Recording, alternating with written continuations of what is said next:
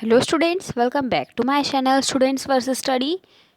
आज हम इस वीडियो में करने वाले हैं क्लास 10th इंफॉर्मेशन टेक्नोलॉजी के चैप्टर एंटरप्रेन्योरल स्किल को।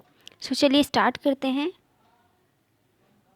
सबसे पहले हम बात करते हैं एंटरप्रेन्योर एंड एंटरप्रेन्योरशिप की। अब एंटरप्रेन्योर क्या होता है? A person who sets up his or her business is called an entrepreneur. एक व्यक्ति जो अपना खुद का बिजनेस जो है खड़ा करता है, उसी को हम कहते हैं एंटरप्रेन्योर।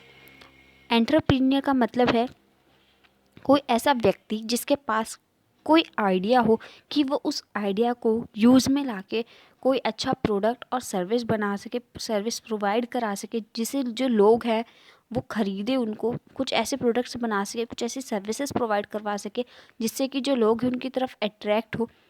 और ये सब कैसे होगा? एक ऑर्गेनाइजेशन बिल्ड करके, जिससे कि वो जो उनकी सेल्स हो रही है उनको सपोर्ट कर सके। और जो बिज़नेस यूनिट वो खड़ा करते हैं उसी को हम कहते हैं एंटरप्राइज।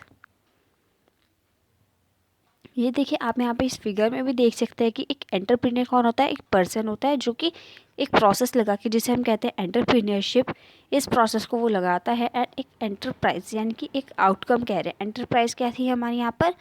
बिजनेस यूनिट थी। क्या थी? Business unit.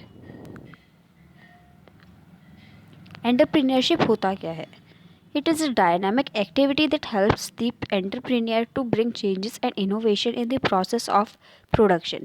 एंटरप्रेन्योरशिप कुछ नहीं है, ये बस एक तरह का प्रोसेस है जिसमें जो एंटरप्रेन्योर है वो कुछ तरह के चेंजेस लाता है अपने प्रोडक्शन के प्रोसेस में, कुछ इनोवेटिव आइडियाज़ लेकर आता है। अब ये जो वर्ड है एंटरप्रेन्योरशिप, ये एक वर्ड से आया है जिसका एंटरप्रेन्योर से, जिसका मतलब है इंडिविजुअल जो कि अंडरटेकर्स होते हैं। कोई भी ऐसा व्यक्ति जो अंडरटेकर हो। अंडरटेकर का मतलब जिसमें रिस्क उठाने की क्षमता हो, जिससे कि वो अपना एक नया एंटरप्राइज, नया बिजनेस, नई बिल्डिंग जो है खड़ी कर सके। It is the art of generating innovative ideas that if properly funded generates profit.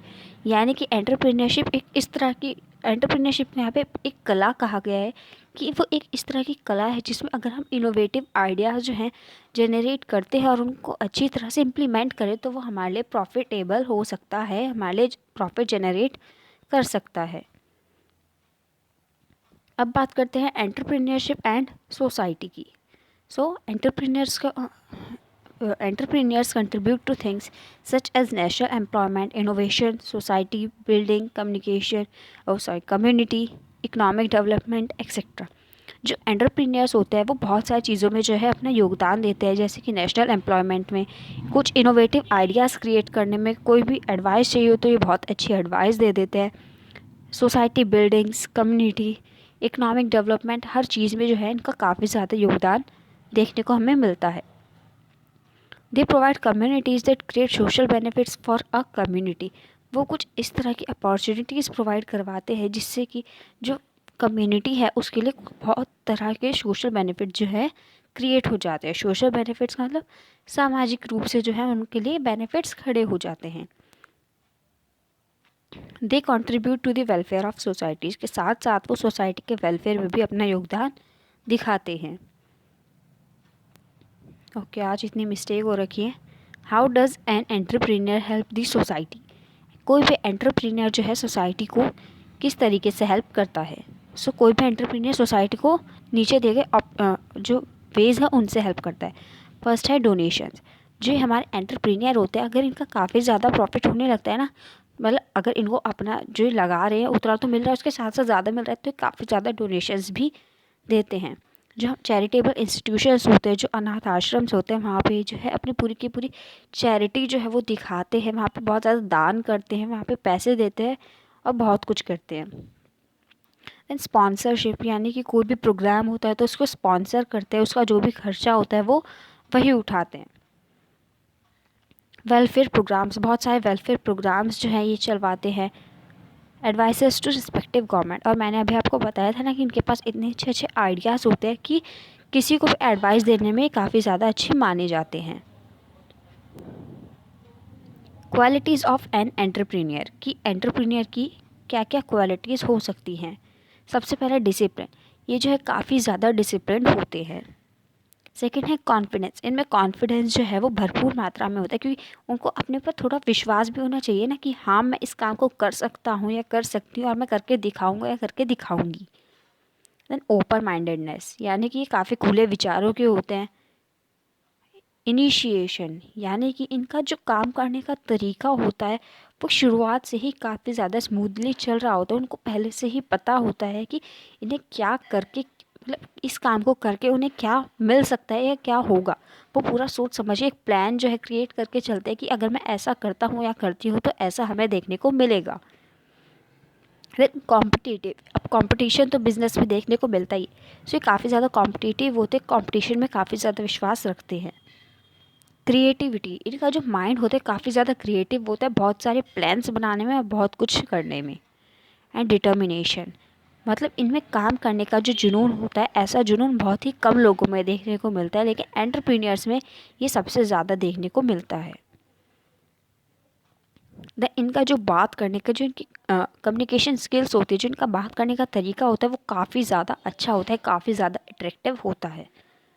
Strong work ethics and passion, ये अपने काम को अपना पैशन बनाना सोचते हैं, यानी कि जो ये काम कर रहे हैं ये उससे प्यार करने लगते हैं या ये उससे प्यार करते हैं जो ये काम कर रहे हैं। अब बात करते हैं फंक्शंस ऑफ एन एंटरप्रेन्योर की। एक एंटरप्रेन्योर के क्या क्या फंक्शंस हो सकते हैं। सबसे पहला है innovation, risk taking, research, development of management skills, overcoming resistance to change, catalyst of economic development. अब यहाँ पे इन सब का क्या मतलब है, ये सब जो एंटरप्रेन्योर के फंक्शंस बताने की, जो अच्छे अच्छे आइडियाज़ है वो क्रिएट करना इनका काम है। रिस्क तो इन्हें लेना ही पड़ता है, वो रिस्क लेंगे तभी तो जाके उन्हें कुछ प्रॉफिट मिलेगा आगे जाके, तभी तो उनकी एंटरप्राइज जो है वो खड़ी हो पाएगी। देन रिसर्च करने में काफ़ी ज़्यादा माहिर होते हैं, हर चीज़ को जो है देख परख के ही ये उसके आगे जो है उसको यूज़ में लाते हैं।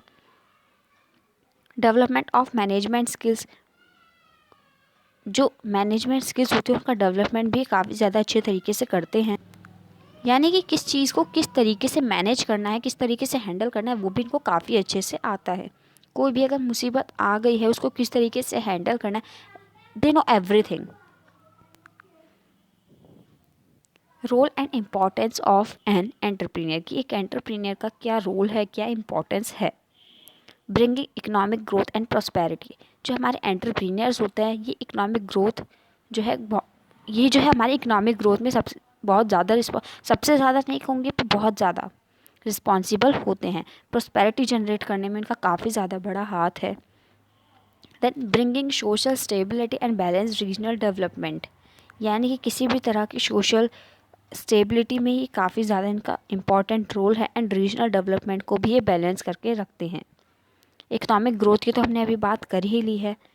क्रिएशन ऑफ, क्योंकि इन्होंने एंटरप्राइज खड़ा किया, अब वहाँ पे अकेले तो काम करेगी नहीं, तो कुछ एम्प्लॉयज़ भी चाहिए होंगे, एम्प्लॉयज़ चाहिए होंगे तो एम्प्लॉयमेंट जनरेट होगा, कुछ जो हमारे व्यक्ति है जो बेरोज़गार घूम रहे हैं उन्हें काम मिल जाएगा, यानी कि हमारी एम्प्लॉयमेंट अपॉर्चुनिटी जो है क्रिएट हो रही हैं।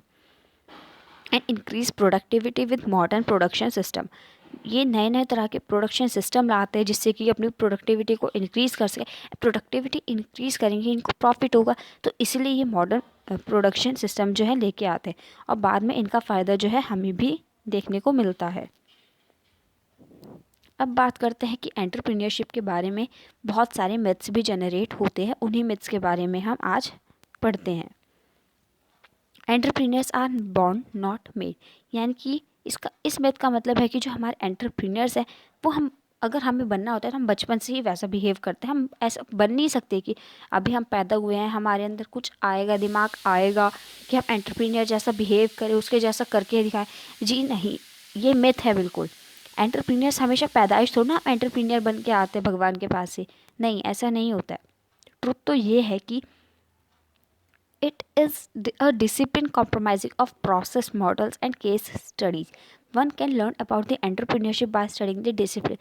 सच तो ये है कि एक डिसिप्लिन जो है वो सबसे ज़्यादा ज़रूरी है एंटरप्रेन्योर बनने में, यानी कि हम बचपन से ही थोड़ा ना डिसिप्लिन होते हैं। अगर कोई हमारे जो पेरेंट्स हम छोटे होते हैं तो कहते हैं इधर नहीं जाओ, तो हम लेकिन हम वहीं पे जाते हैं क्योंकि हमें वहाँ पे जाना होता है, तो डिसिप्लिन थोड़ी है हमारा।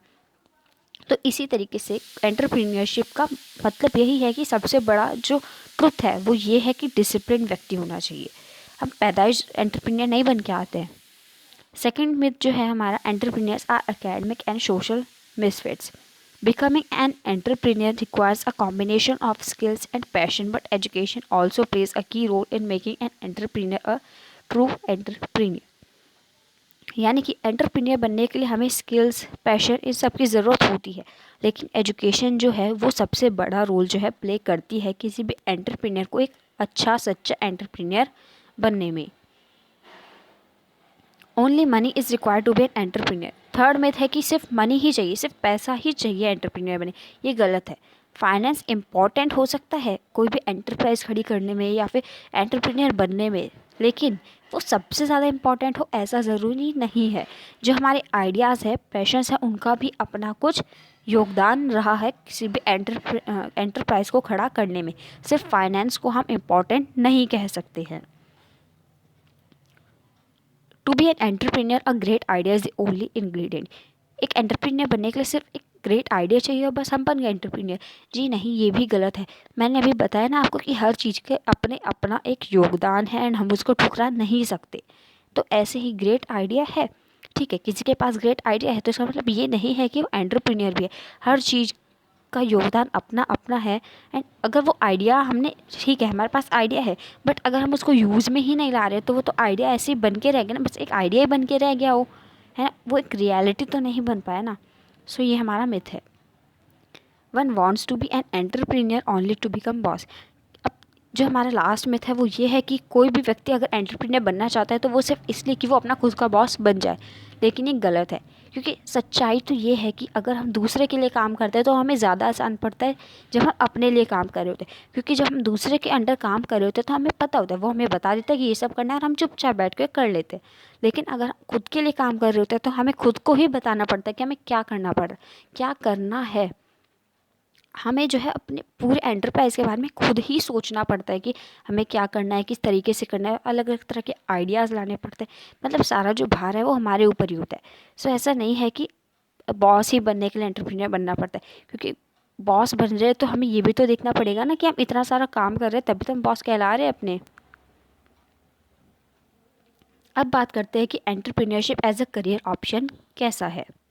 The following is a list of work done by entrepreneurs. यानी कि नीचे जो दिए गए पॉइंट्स हैं इनमें लिखा गया है कि क्या एंटरप्रेन्योर्स के काम होते हैं।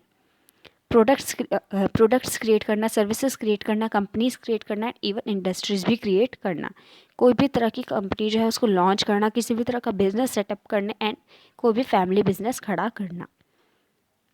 And working with traditional companies as support service providers. यानी कि कुछ पुरानी जो कंपनीज होती है उनको जो है एज ए सपोर्ट या सर्विस प्रोवाइडर जो है हम उनके साथ काम करना पसंद करते हैं, ये जो एंटरप्रेन्योर लोग होते हैं। सो आई होप कि आपको इस सारे जितने भी कॉन्सेप्ट्स थे क्लियर हो गए होंगे।